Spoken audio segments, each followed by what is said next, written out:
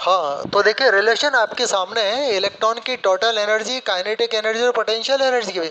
अब इस रिलेशन के ऊपर ही बड़े छोटे छोटे सवाल एग्जाम में पूछ लिए जाते हैं। जैसे कि एक छोटा सा सवाल है, देखिए, if kinetic energy of electron is x, find total energy and potential energy of electron. ये कह रहा है कि यदि इलेक्ट्रॉन की काइनेटिक एनर्जी x है तो हमको क्या निकालना है, total energy and potential energy. अब ये निकालने के लिए रिलेशन हमारे सामने है कि total energy equal to minus kinetic energy equal to potential energy divided by 2। ये रिलेशन कहाँ से आया, ये सब मेंशन है प्रीवियस लेक्चर में। चलो पहले निकालते हैं टोटल एनर्जी। जरा देखिए, अब टोटल एनर्जी इक्वल टू होता है minus of kinetic energy. Kinetic energy question में गिवन है x, तो क्या करें हम कि इलेक्ट्रॉन की टोटल एनर्जी इक्वल टू हो जाएगी माइनस x। एक आंसर तो ये आ गया, आंसर ये है। अच्छा, हम निकाल लेते हैं पोटेंशियल एनर्जी। अब पोटेंशियल एनर्जी निकालने के लिए इस रिलेशन को लिख लेते हैं कि potential energy divided by 2 equal to minus kinetic energy. अब चलो potential energy equal to minus, अब 2 को इधर ले लेते हैं तो मल्टीप्लाई में चला जाएगा। काइनेटिक एनर्जी x है तो माइनस 2x, ये पोटेंशियल एनर्जी। तो यदि काइनेटिक एनर्जी गिवन है तो टोटल एनर्जी और potential energy we can calculate. There are 3 type of energy. If any one of type is given in question, we can calculate another 2 types।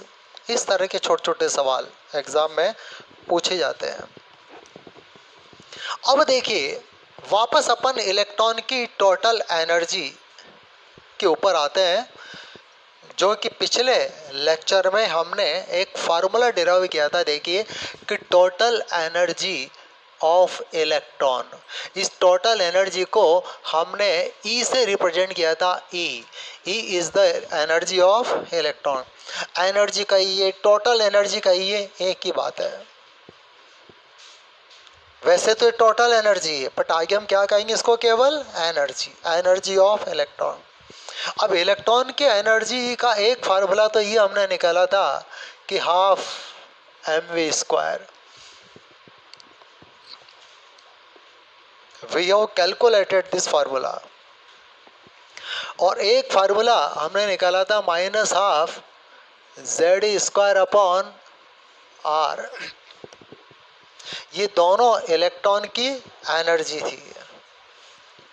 ये electron की velocity की term में और ये orbit की रेडियस की term. ये r क्या है, रेडियस ऑफ ऑर्बिट, और v क्या है, वेलोसिटी ऑफ इलेक्ट्रॉन। अच्छा, प्रीवियस लेक्चर्स में हम इलेक्ट्रॉन की वेलोसिटी का फार्मूला निकाल चुके हैं, बोर ऑर्बिट की रेडियस भी निकाल चुके हैं हम, और अभी हम इलेक्ट्रॉन की एनर्जी निकालने जा रहे हैं। अब हम चाहें तो ये हाफ mv² वाली टर्म काम में ले सकते हैं, क्योंकि वी हैव कैलकुलेटेड। हम चाहें तो ये रेडियस वाली टर्म काम में ले सकते हैं, क्योंकि r भी हम निकाल चुके हैं पहले। कोई भी एक काम में ले लीजिए दोनों में से।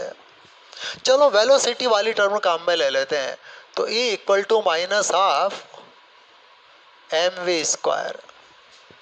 हम ये भी ले सकते हैं, इससे भी वही रिजल्ट आएगा जो इससे आएगा, बस ये वाले लेंगे तो r की वैल्यू रख देंगे और ये लेंगे तो v की वैल्यू रख देंगे। हमने हाफ mv² काम में लिया है।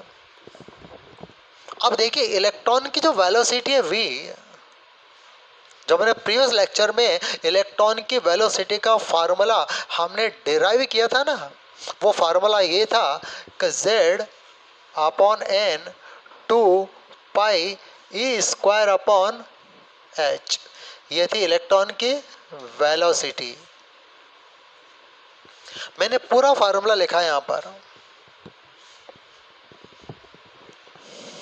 अब जरा इलेक्ट्रॉन की टोटल एनर्जी में क्या करें, m की जगह तो m ही रहेगा और v की जगह वैल्यू रख देते हैं।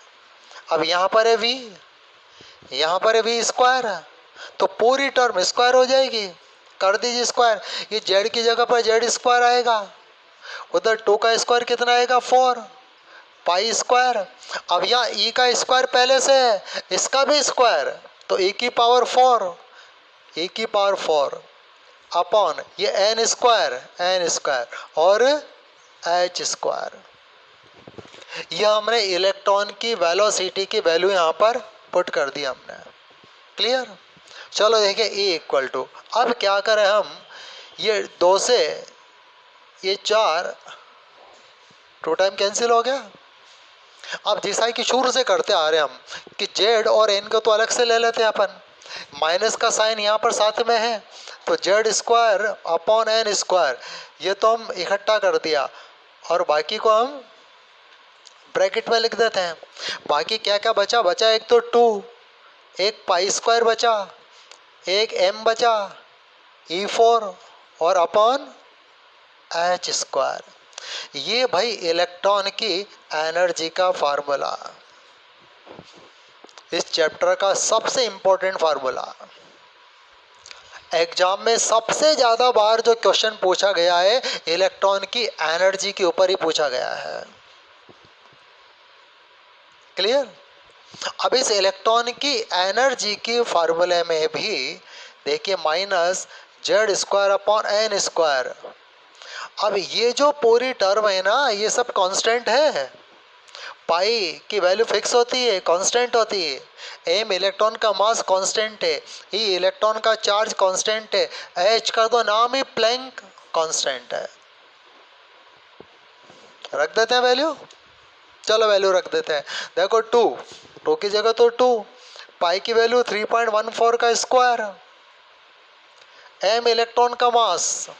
अब इलेक्ट्रॉन का मास लेंगे CGS में यानी कि ग्राम में, क्योंकि सारी कैलकुलेशन हम CGS में भी करते आ रहे हैं हम, तो इलेक्ट्रॉन का मास ग्राम में हो जाएगा 9.108 इंटू 10⁻⁻28 ग्राम।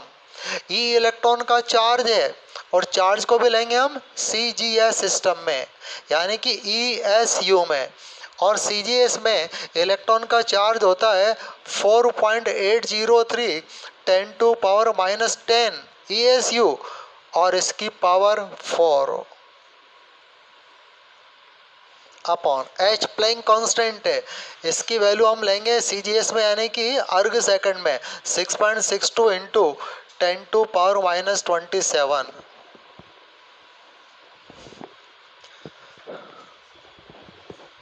स्क्वायर, इसका पूरे का आ जाएगा स्क्वायर। बिल्कुल क्लियर। अब देखो इस पूरी टर्म को जब हम सोल्व करेंगे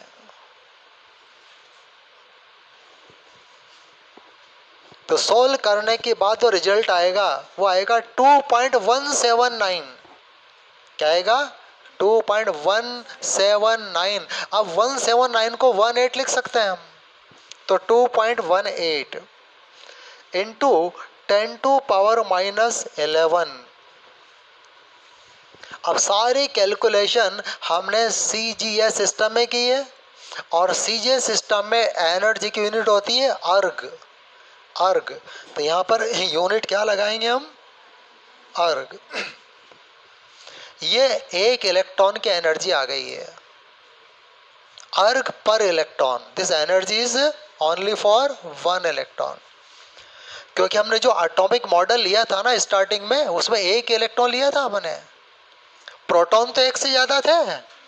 अच्छा प्रोटॉन का नंबर तो Z आया है इसमें, बट इलेक्ट्रॉन क्या है, केवल एक ही है। This is the energy of 1 electron. ये इलेक्ट्रॉन की एनर्जी का फार्मूला है और ये एनर्जी हमने किस में निकाली है भाई, अर्ग में निकाली है। समझ में आ गई बात। अब हम चाहें तो अर्ग को जूल में बदल सकते हैं, क्योंकि अर्ग और जूल का एक रिलेशन है। हम चाहें तो अर्ग को इलेक्ट्रॉन वोल्ट या कैलोरी में कन्वर्ट कर सकते हैं, अर्ग को जूल में बदल दीजिए, जूल को कैलोरी में बदल दीजिए, जूल को इलेक्ट्रॉन। देखो एनर्जी को नापने के बहुत सारे तरीके हैं, दो तरीके तो अर्ग और जूल तो है ही। सीजीएस सिस्टम में अर्ग है और एमकेएस में जूल है, बट कैलोरी में भी एनर्जी को नापा जाता है। एक यूनिट एनर्जी की इलेक्ट्रॉन वोल्ट भी है, एक यूनिट लीटर इनटू एटमॉस्फेयर भी है। तो अलग अलग जगहों पर एनर्जी को हम अलग अलग तरीके से नाप, यानी कि ऊर्जा को नापने के कई तरीके हैं, कई यूनिट से ऊर्जा को, एनर्जी को मेजर करने के। तो ये हमने एनर्जी किस में निकाली है, अर्ग में निकाली है। अब हम अर्ग को जूल में कन्वर्ट करते थे, देखिए है ना। चलो ये नोट कर लिया होगा आपने, इधर का है ना, नोट नहीं किया भाई, ये नोट करने वाला ये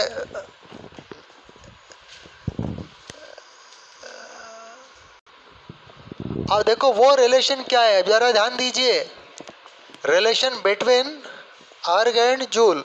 तो देखो 1 अर्ग इक्वल टू होता है 10⁻⁻7 जूल, ये रिलेशन ऑलरेडी हमको पता है।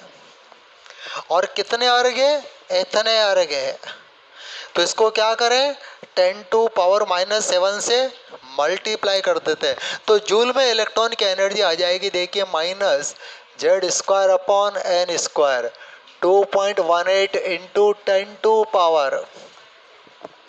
अब यहाँ पर 10⁻⁻11 है, इसको -7 से मल्टीप्लाई करेंगे तो -18, 10⁻⁻18, ये जूल में इलेक्ट्रॉन की एनर्जी आ गई।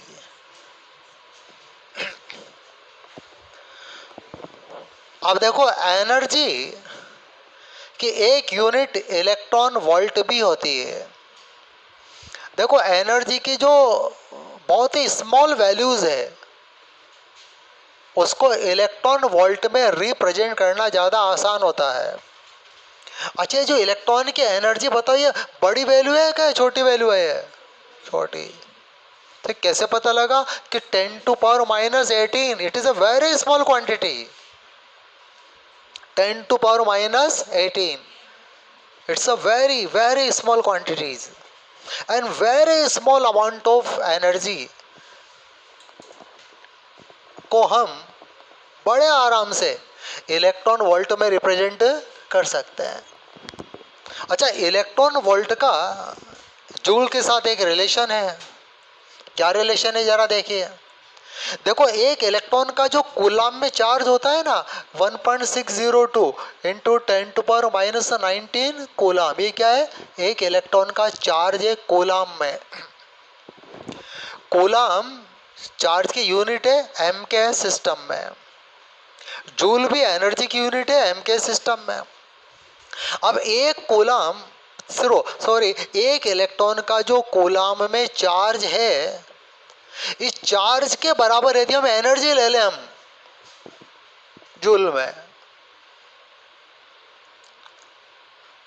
एनर्जी कितनी ले, एनर्जी की मैथमेटिकल मैग्नीट्यूड कितना ले, एक इलेक्ट्रॉन के चार्ज के बराबर। लेकिन ये चार्ज नहीं है, एनर्जी है, यूनिट आपने जूल की लगा रखी है। तो इसको साइंटिस्ट ने क्या कहा है, 1 इलेक्ट्रॉन वोल्ट। और इसको इलेक्ट्रॉन वोल्ट को लिखते कुछ ऐसे हैं, ई और वी, ई को स्मॉल में और वी को कैपिटल में। अब ये भी देखो 10⁻⁻19 बहुत स्मॉल अमाउंट है ना एनर्जी का, और इस स्मॉल अमाउंट को क्या कह दिया, 1 इलेक्ट्रॉन वोल्ट। अब इतना सारा लिखने की जरूरत नहीं है, इस पूरे के बराबर क्या लिख दिया, 1, और क्या लगा दिया, इलेक्ट्रॉन वोल्ट। तो ये रिलेशन है जूल और इलेक्ट्रॉन वोल्ट में। क्लियर, बड़ा सिंपल सा रिलेशन है कि एक इलेक्ट्रॉन का जो कूलाम में चार्ज है, बस उतनी एनर्जी ले लो जूल में आप, और उसको कर दीजिए 1 इलेक्ट्रॉन वोल्ट। अब हमारे पास कितनी जूल एनर्जी है, इतनी जूल। अभी जूल को बदलना इलेक्ट्रॉन वोल्ट में, तो क्या करेंगे, इससे डिवाइड करेंगे हम, मल्टीप्लाई नहीं। क्यों डिवाइड करेंगे, जरा ऐसे डिवाइड करेंगे कि 1 जूल इक्वल टू होगा 1 अपॉन 1.602 इंटू 10⁻⁻19 इलेक्ट्रॉन। भाई 1 जूल इतने इलेक्ट्रॉन वोल्ट के बराबर है। अब इस जूल को हमको बदलना है इलेक्ट्रॉन वोल्ट में, तो E equal to -z² upon n², ये आपके 2.18 इंटू 10⁻⁻18। अब इसको मल्टीप्लाई करेंगे किससे, इससे, तो ये टर्म तो ऑटोमेटिक डिवाइड में आ गई ना, तो ये हो जाएगी आपके 1.602 इंटू 10⁻⁻19। अब जरा देखिए E equal to -z² upon n², इस पूरे की कैलकुलेशन आती है 13.6 इलेक्ट्रॉन वोल्ट। ये इलेक्ट्रॉन वोल्ट में इलेक्ट्रॉन की एनर्जी, और एग्जाम में सबसे ज्यादा बार इलेक्ट्रॉन वोल्ट में क्वेश्चन आया है। इसके अलावा देखिए इलेक्ट्रॉन की एनर्जी को हम कैलोरी में भी लिख सकते हैं। अब कैलोरी भी एनर्जी की यूनिट्स है। अच्छा, कैलोरी का रिलेशन किससे, जूल से। क्या रिलेशन है कि 4.18 जूल इक्वल टू 1 कैलोरी। अब कैलोरी में कन्वर्ट करते हैं। अब कैलोरी के बारे में हमको पता है कि 4.18 एक joule equal to 1 calorie. Calorie is the another unit of energy. हमको चाहिए 1 जूल में, तो 1 joule equal to 1 upon 4.18 calorie. कितने जूल है, इतने जूल है। इसको बदलना है हमको कैलोरी में। चलो बदल देते हैं। E equal to -z² upon n², 2.18 into 10⁻⁻18 upon 4.18। अभी एनर्जी किस में हो गई आपके, कैलोरी में। क्लियर। हम इसको भी मल्टीप्लाई करके और फाइनल फॉर्मूला निकाल सकते हैं। अच्छा, ये एनर्जी की जितने भी वैल्यूज हैं ये एक इलेक्ट्रॉन के लिए, ओनली फॉर 1 इलेक्ट्रॉन्स। अच्छा, यदि 1 मोल इलेक्ट्रॉन के लिए निकालना हो तो Na से मल्टीप्लाई करेंगे, क्योंकि 1 मोल में कितने इलेक्ट्रॉन होंगे, Na, एवोगैड्रो नंबर के बराबर। अच्छा, 1 मोल इलेक्ट्रॉन की जो एनर्जी निकलेगी हम उसको कहेंगे मोलर एनर्जी ऑफ इलेक्ट्रॉन। देखिए, molar energy of electron, molar energy of electron, इसका सीधा सीधा मतलब ये हुआ कि एनर्जी ऑफ 1 मोल इलेक्ट्रॉन।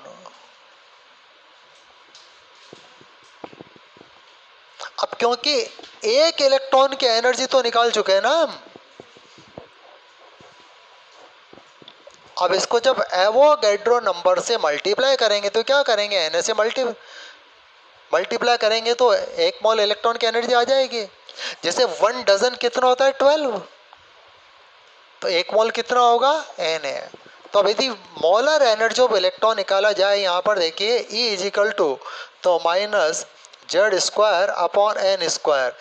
चलो कैलोरी वाली वैल्यू को बदल देते हैं, 2.18 इंटू 10⁻⁻18 अपॉन 4.18 इंटू 6.02 इंटू 10⁻23। और इसको जब आगे हम सोल्व करेंगे तो -z² अपॉन n², ये पूरे को सोल्व करेंगे 3.137 इंटू 10⁻5। अब लगा सकते हो आप कैलोरी पर मोल।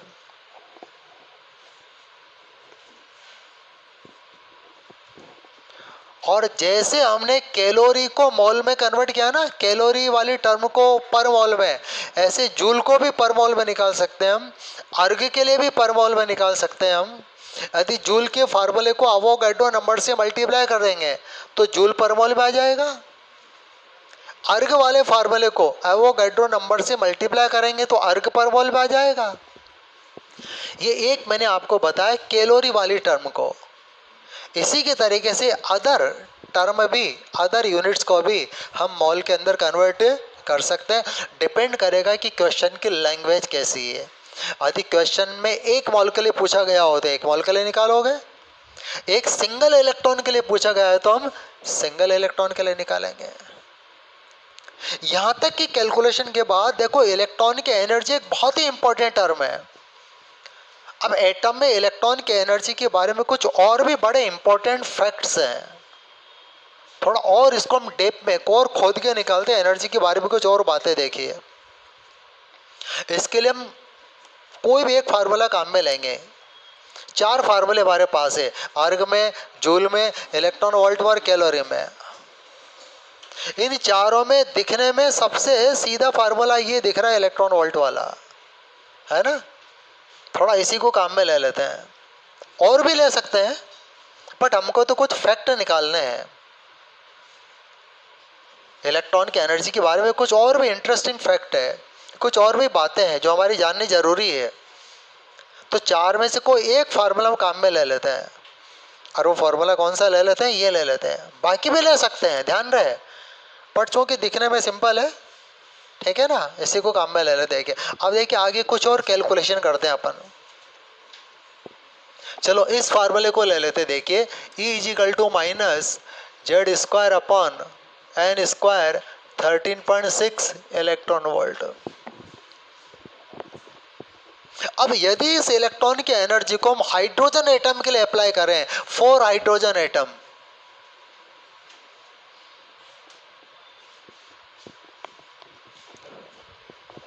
क्या करें, यदि इस फार्मूले को हम हाइड्रोजन एटम के लिए अप्लाई कर दें पूरी तरह, कब हाइड्रोजन एटम पर ही लागू होगा, बाकी पर नहीं। क्या करना होगा,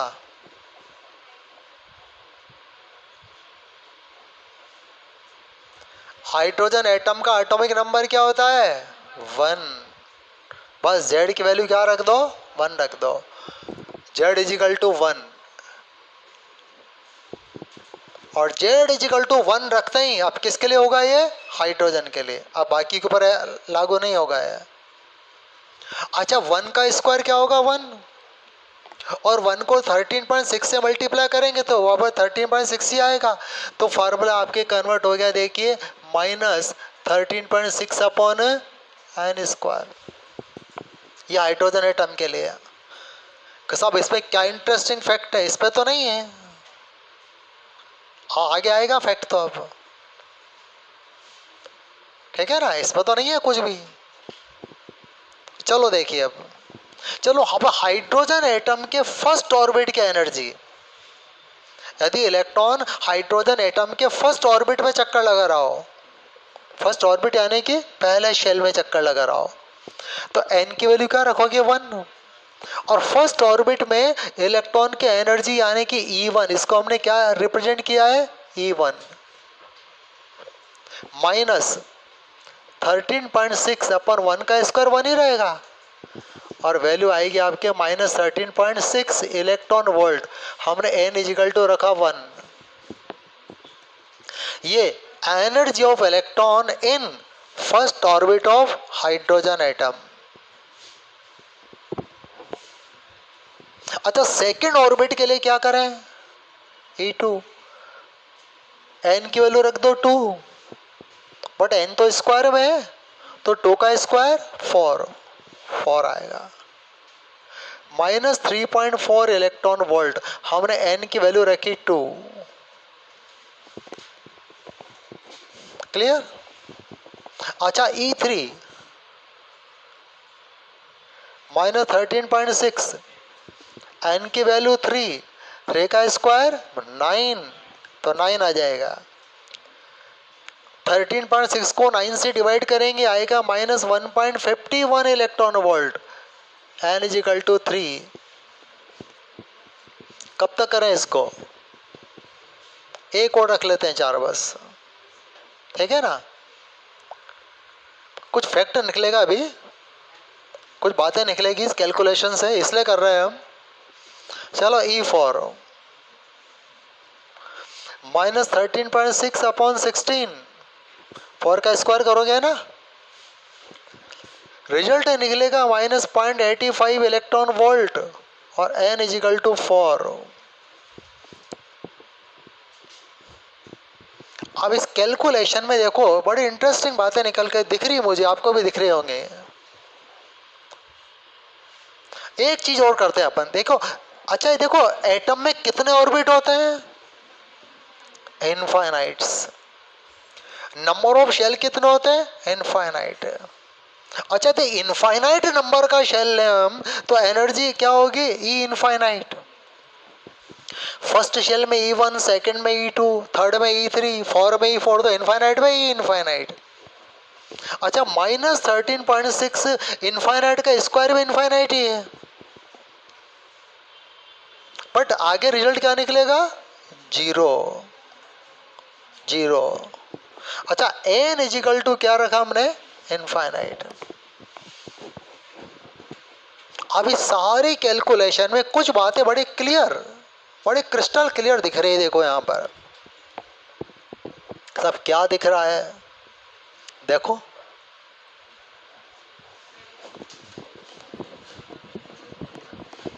अब देख लिया, अब थोड़ा समझो उसको। अब इसमें विचार करते हैं, जो हमने कैलकुलेशन की इसके ऊपर जरा देखिए।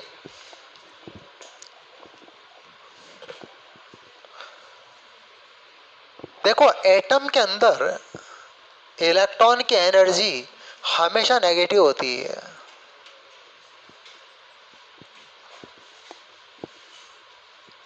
आ रहा है नेगेटिव, कहीं पॉजिटिव है क्या कोई टर्म, बताओ। हाँ जब इलेक्ट्रॉन एटम के बाहर आ जाए, और एटम के बाहर की जगह को क्या बोलते हैं, इनफाइनाइट शेल। अरे भाई इनफाइनाइट नंबर का शेल का कोई रियल एग्जिस्टेंस नहीं है, इसका मतलब इतना ही है कि electron is out of atom.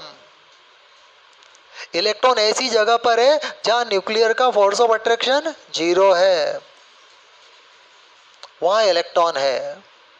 तो हम इलेक्ट्रॉन को एटम के बाहर कह दीजिए, न्यूक्लियर अट्रैक्शन के बाहर कह दीजिए, या इनफाइनाइट शेल में कह दीजिए, इन सब का एक ही मतलब होता है।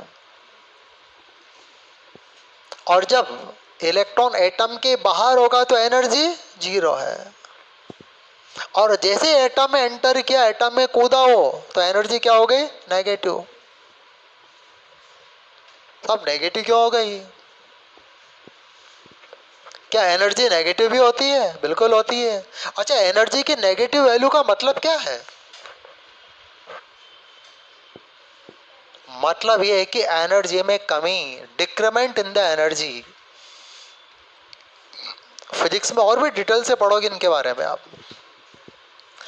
एनर्जी की नेगेटिव वैल्यू का एक ही मतलब होता है, डिक्रीमेंट इन द एनर्जी। जब फिजिक्स में कोई भी टर्म नेगेटिव में आती है ना, उसका मतलब होता है कमी, डिक्रीमेंट, और पॉजिटिव का मतलब इंक्रीमेंट, वृद्धि, बढ़ना। जब इलेक्ट्रॉन एटम के बाहर था तो एनर्जी थी जीरो, और जैसे इलेक्ट्रॉन बाहर से अंदर आया, किसी ऑर्बिट में आया, तो इलेक्ट्रॉन की एनर्जी जीरो से घट गई, जीरो से कम हो गई। अब जीरो से कम होके कहाँ जाएगी, नेगेटिव में जाएगी, इसलिए एनर्जी क्या है, नेगेटिव। अच्छा इनफाइनाइट ऑर्बिट में इलेक्ट्रॉन की टोटल एनर्जी जीरो है, क्यों है, क्योंकि इनफाइनाइट ऑर्बिट में इलेक्ट्रॉन की वेलोसिटी जीरो हो जाती है। हमने वेलोसिटी में पढ़ा था हमने। अब वेलोसिटी जीरो है तो काइनेटिक एनर्जी भी जीरो हो गई है, काइनेटिक एनर्जी जीरो हो गई, क्योंकि काइनेटिक एनर्जी का फार्मूला कुछ ये होता है, kinetic energy equal to half mv²। अब क्योंकि इनफाइनाइट ऑर्बिट में वेलोसिटी जीरो है तो काइनेटिक एनर्जी जीरो हो गई है।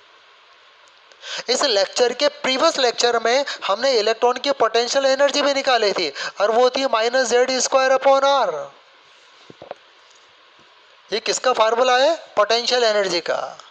अच्छा इनफाइनाइट ऑर्बिट के रेडियस कितनी होगी, इनफाइनाइट, इनफाइनाइट ऑर्बिट के रेडियस क्या होगी, इनफाइनाइट, तो पोटेंशियल एनर्जी क्या होगी, जीरो। तो इनफाइनाइट नंबर के ऑर्बिट में या जब इलेक्ट्रॉन एटम के बाहर होता है वहां काइनेटिक एनर्जी जीरो हो गई, पोटेंशियल एनर्जी जीरो हो गई, तो दोनों का टोटल भी जीरो हो गया। अच्छा, बोर मॉडल का जो थर्ड स्टेटमेंट में हमने पढ़ा था ना कि इलेक्ट्रॉन जब अपर शेल से लोअर शेल में आता है तो एनर्जी इमिट करता है, क्योंकि अपर शेल में इलेक्ट्रॉन की एनर्जी ज़्यादा होती है, लोअर शेल में इलेक्ट्रॉन की एनर्जी कम होती है। अब इनफाइनाइट शेल तो अपर शेल है ना, सबसे आखिरी का शेल है। अब वहां से एटम के किसी शेल में आएगा तो एनर्जी कम हो गई है, तभी तो बाहर निकलेगी एनर्जी। अब जीरो से कम होके कहाँ जाएगी? नेगेटिव। तो एटम में इलेक्ट्रॉन की एनर्जी हमेशा नेगेटिव होती है, और नेगेटिव एनर्जी का रियल सेंस होता है decrement in the energy, energy में डिक्रीमेंट। अच्छा, एनर्जी में जितना डिक्रीमेंट होगा, जितना कम होगी एनर्जी, स्टेबिलिटी उतनी बढ़ेगी। किसी सिस्टम की एनर्जी जितनी कम होगी उसकी स्टेबिलिटी उतनी ज़्यादा बढ़ेगी। तो सब एनर्जी कम होगी स्टेबिलिटी बढ़ेगी, बिल्कुल ऐसा ही होता है। क्या सब जगह ऐसा होता है? बिल्कुल सब जगह ऐसा होता है। हमारी लाइफ में भी ऐसा होता है, लाइफ में भी ऐसा ही होता है। जितनी कम एनर्जी उतनी ज़्यादा स्टेबिलिटी। अब स्टेबिलिटी का मतलब क्या है? चलो अभी देखते हैं, स्टेबिलिटी का मतलब समझते हैं। पहले जो समझा वो लिख लेते हैं, तो कुछ इंपॉर्टेंट नोट्स यहाँ पर निकल के आएगा। देखिए, फिर अपन स्टेबिलिटी को भी समझेंगे कि स्टेबिलिटी का मतलब होता क्या है। तो पहली चीज हमने जानी कि एटम में इलेक्ट्रॉन की एनर्जी नेगेटिव होती है, यानी कि energy of electron is negative in atom. तो देखिए, energy of electron is negative in atom, पहली चीज। अब ये एनर्जी की जो नेगेटिव वैल्यू है, ये एनर्जी के डिक्रीमेंट को रिप्रेजेंट करती है। तो नेगेटिव एनर्जी, देखिए, negative energy represent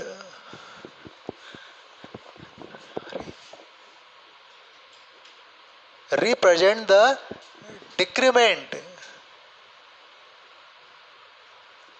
in energy. ये जो एनर्जी की नेगेटिव वैल्यू है ना, क्या रिप्रेजेंट करती है?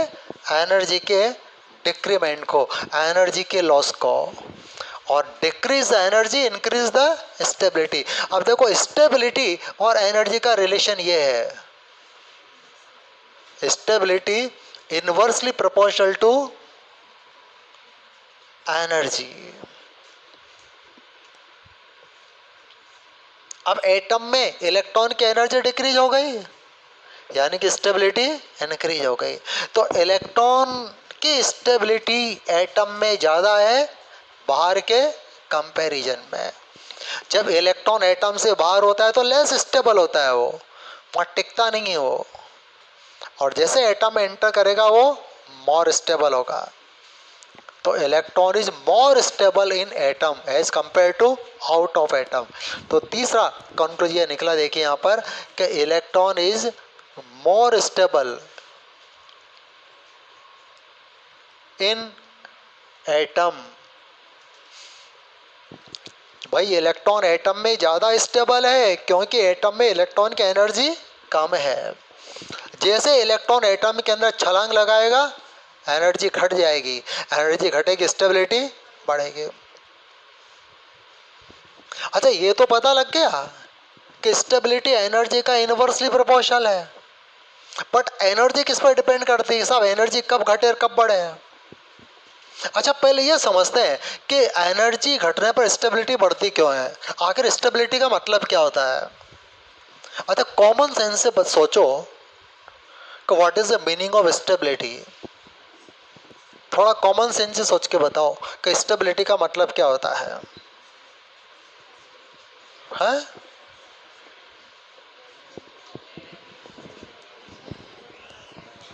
जब मैं ये कहता हूँ ना कि कोई चीज़ स्टेबल है, अरे नो, वो टाइम लग जाएगा, रहने दो, चलो। इधर देखिए, स्टेबिलिटी का मतलब ये होता है कि किसी चीज में चेंजेस की कोई पॉसिबिलिटी नहीं है। There is no change, there is no any kind of change.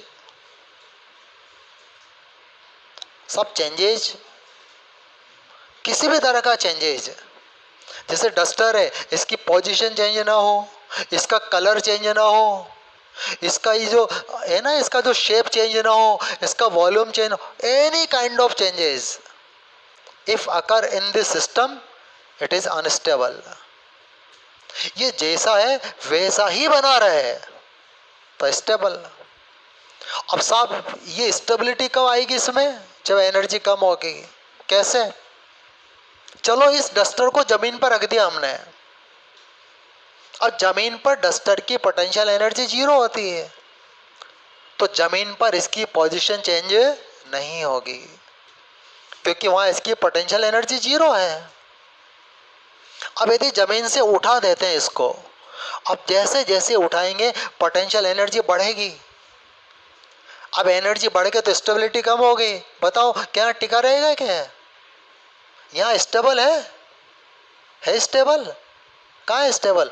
फिर नीचे कैसा जाएगा? छोड़ते हैं, नहीं है ना स्टेबल। हाँ, इसका आकार स्टेबल है, इसका शेप स्टेबल है, बट पोजीशन इज अनस्टेबल। अच्छा, पोटेंशियल एनर्जी क्या है? Energy due to position. Position के कारण जो एनर्जी जनरेट होती है ना, उसी को तो पोटेंशियल एनर्जी कहते हैं। If increase the potential energy, इसकी पोजीशन क्या होगी? अनस्टेबल हो जाएगी। पोजीशन स्टेबल कहाँ रहेगी? जहां इसकी पोटेंशियल एनर्जी जीरो हो जाएगी। अच्छा, इसको गैस के बर्नर पे रख दो आप एनर्जी दे रहे हो हीट की फॉर्म में। बर्नर की फ्लेम क्या है? हीट। तो बताओ क्या उस हीट की फ्लेम के कांटेक्ट में गैस के बर्नर पर ये स्टेबल रहेगा? क्या ऐसे बना रहेगा? ये बर्न होने लगेगा, राख में बदल जाएगा, गैसों में बदल जाएगा। तो किसी भी रूप में एनर्जी दो इसको, स्टेबिलिटी कम होगी।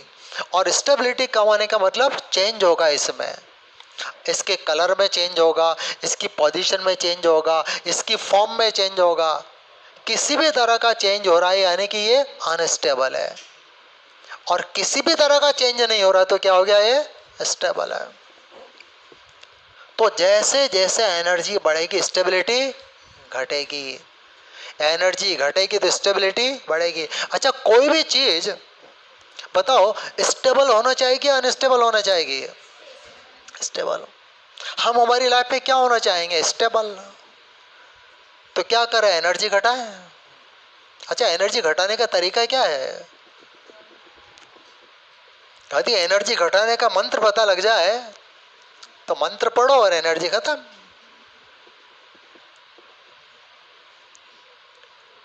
प्रकृति में एनर्जी को घटाने का एक ही मंत्र है, वो है attraction, force of attraction. Attraction force always decrease the energy, repulsion force always increase the energy. ये जो एनर्जी की बात जो चल रही है ना, एनर्जी, तो इस एनर्जी का कनेक्शन फोर्स से है। Energy proportional to repulsion, but inversely proportional to attraction. More attraction, less energy, more stability. More repulsion, more energy, less stability. अब साहब हम कहाँ से लाएं अट्रैक्शन? हमारी लाइफ में अट्रैक्शन का मतलब क्या है? स्टेबल होना चाहते हैं ना हम, या अनस्टेबल होना चाहते हैं? तो एनर्जी कम करनी पड़ेगी। हमारी एनर्जी क्या है? रुपया पैसा है, चलो फेंको। हमारी एनर्जी क्या है? मान सम्मान इज्जत, उखाड़ फेंको।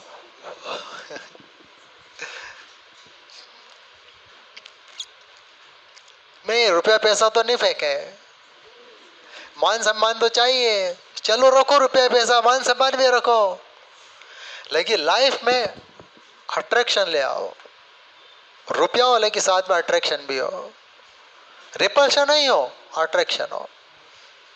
अच्छा, लाइफ में अट्रैक्शन का मतलब क्या है? अच्छा मेरी बात बताओ भाई, लोग मेरे खिंचकर मेरे नजदीक आ रहे हैं, कब आएंगे? जब उनको बहुत प्यार से बात करूंगा, उनकी मदद करूंगा, उनके लिए हम्बल रहूंगा, ठीक है ना, तो नजदीक आएंगे। अब देखते किसी को डांटूंगा, फटकारूंगा, डंडे लगाऊंगा, बदतमीजी से बात करूंगा, किसी की हेल्प नहीं करूंगा, तो कोई आएगा क्या? नहीं आएगा। तो लाइफ में अट्रैक्शन का मतलब क्या है? लव, अफेक्शन, दया, करुणा, यह है अट्रैक्शन। अभी आप इंक्रीज करोगे अट्रैक्शन बढ़ जाएगा, अट्रैक्शन बढ़ेगा स्टेबिलिटी बढ़ जाएगी, एनर्जी घट जाएगी, एनर्जी घटेगी तो स्टेबिलिटी बढ़ जाएगी। और यदि रिपल्शन बढ़ाओगे तो, अब रिपल्शन कैसे बढ़ता है? अब दो लड़ने वाले लोगों को ले आओ नजदीक, जैसे नजदीक आएंगे उनमें आंखें लाल हो जाएंगी और दोनों हथियार निकाल लेंगे, एक दूसरे को मारने पर आ जाएंगे। अब बताओ स्टेबिलिटी बढ़ी या घटी? दोनों से एक तो चला ही जाएगा, तो हो गया ना अनस्टेबल। अच्छा, एक घर वो है जहाँ के लोग बड़े प्रेम से रहते हैं और एक घर जहाँ के लोग लड़ते रहते हैं। बताओ किस घर के लोगों की उम्र ज्यादा होगी? जो प्रेम से रहते हैं ज्यादा होगी ना, वो बीमार नहीं होंगे, उनके बीपी डायबिटीज तो होगी ही नहीं। और जो हमेशा लड़ते रहते हैं, चिढ़ते रहते हैं, फूटी आग नहीं स्वाते, वहाँ हमेशा कौन के प्रॉब्लम रहेगी। कुछ नहीं तो एक दूसरे को नुकसान पहुंचाएंगे वो, तो स्टेबिलिटी कम हो गई ना। तो पार्टिकल से लेकर के ह्यूमन तक नेचर के रूल एक जैसे हैं। साइंस हमको खाली नॉलेज ही नहीं बता रही, साइंस हमको जीवन को जीना भी सिखाती है कि लाइफ को ऐसे जियो कि एनर्जी मिनिमम करके रहो तो स्टेबिलिटी मैक्सिमम हो गई। तो यहाँ पर एक बड़ा इंटरेस्टिंग फैक्ट आ रहा है। अच्छा, इलेक्ट्रॉन जब एटम के अंदर होता है तो इलेक्ट्रॉन अट्रैक्शन में होता है, क्योंकि एटम में इलेक्ट्रॉन को कौन अट्रैक्ट करता है? न्यूक्लियस, प्रोटॉन अट्रैक्ट करते हैं। इसलिए जब इलेक्ट्रॉन न्यूक्लियस के बाहर होता है, एटम के बाहर होता है, तो there is no attraction on the electron, तो इलेक्ट्रॉन की एनर्जी ज़्यादा है। और जैसे एटम के अंदर कूदता है वो, उसको अट्रैक्शन मिलता है, एनर्जी घटेगी, और एनर्जी घटेगी तो स्टेबिलिटी बढ़ेगी। और ये लिखा अपन है कि electron is more stable in atom. तो एनर्जी का बड़ा इंटरेस्टिंग कंसेप्ट है। केमिस्ट्री पूरी एनर्जी पर ही चलती है। केमिस्ट्री में हर जगह एनर्जी पढ़ोगे आप। ये केमिस्ट्री में आप क्या पढ़ोगे? Chemical reaction. रिएक्शन क्यों हो रही है? एनर्जी को घटाने के लिए हो रही है। नेचर में हर चेंज के पीछे एक ही कंसेप्ट काम करता है, decrease the energy and increase the stability. पानी ऊपर से नीचे क्यों बह रहा है? स्टेबिलिटी को पाने के लिए, क्योंकि ऊपर पानी की एनर्जी ज़्यादा है, वहाँ वो लेस स्टेबल है। नीचे पानी की एनर्जी कम है, यहाँ वो मोर स्टेबल है। आप पढ़ क्यों रहे हो? स्टेबिलिटी को अटेन करने के लिए। चौथी चीज़ देखो, एक और बड़ा इंटरेस्टिंग टर्म यहाँ पर है। देखो इलेक्ट्रॉन के फर्स्ट ऑर्बिट की एनर्जी कितनी है? -13.6। सेकंड की कितनी? -3.4। अच्छा, दोनों के बीच का डिफरेंस देखो सबसे ज्यादा है, यानी कि फर्स्ट और सेकंड ऑर्बिट में इलेक्ट्रॉन की एनर्जी का डिफरेंस बहुत ज्यादा है। अच्छा, सेकंड और थर्ड में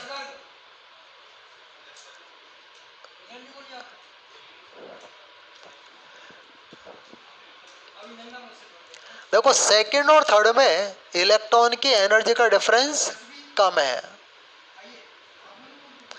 और थर्ड और फोर्थ में एनर्जी का डिफरेंस और भी कम है।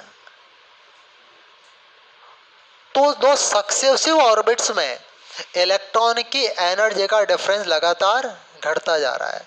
सबसे बड़ा डिफरेंस फर्स्ट और सेकंड में है, उससे कम डिफरेंस सेकंड और थर्ड में, उससे कम थर्ड और फोर्थ में, फिर फोर्थ और फिफ्थ में एनर्जी का डिफरेंस और भी कम होता जा रहा है। समझ में आ रही बात ये? तो चौथी टर्म यहां पर क्या है, देखिए कि energy difference between orbit, between regular orbit